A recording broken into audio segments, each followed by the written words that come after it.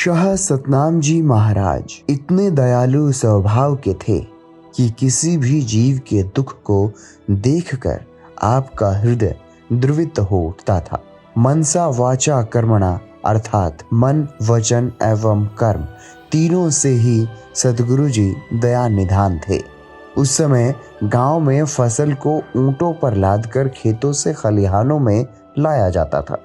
आप जी अपने खेतों में उत्पन्न चनों की फसल की करीब 2 क्विंटल भार की गठरियों की गिनती करके ऊंटों पर लदवाया करते, जबकि आम लोग बिना गिनती के ही इन गठरियों को ऊंटों पर लदवाया करते थे।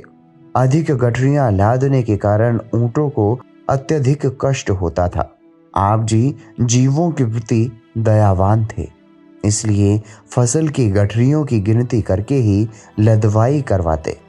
चनों को फली से निकालते समय उन पर चलने की वजह से ऊंटों के पांव में जख्म हो जाया करते थे, तो आप जी उनके लिए चमड़े के बूट बनवाते। अक्सर फसल निकालने से पहले ही उनके अगले पांवों पर बूट चढ़ा देते, क्योंकि आप जी को सभी जीवों के कष्टों का अत्यधिक एहसास था।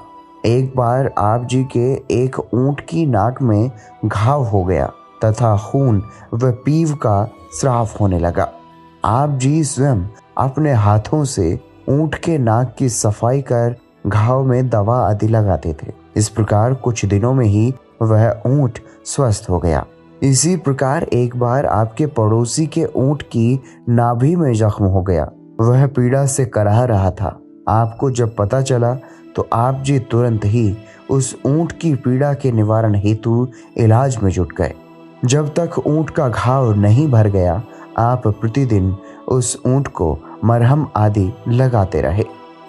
एक बार परम पिताजी अपने गांव में घर की तरफ आ रहे थे।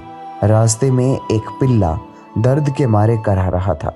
आप जी ने ठंड से कांपते हुए उस पिल्ले को उठाया और अपने घर ले आए। तत्पश्चात उसे प्यार से सहलाते हुए एक बोरी में लपेटकर कमरे में लेटा दिया तथा गर्म पानी के साथ उसे दवाई पिलाई और दूध भी पिलाया। फिर उसके ऊपर एक कंबल भी डाल दिया गया।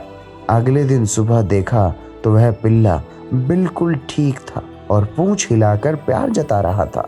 आप जी अपने सुख की चिंता न कर दूसरे जीवों के कष्ट व दुखों के निवारण में तन मन धन से लग जाते थे तथा उनके कष्टों का निवारण करने में ही आप जी को सच्चे सुख की अनुभूति होती।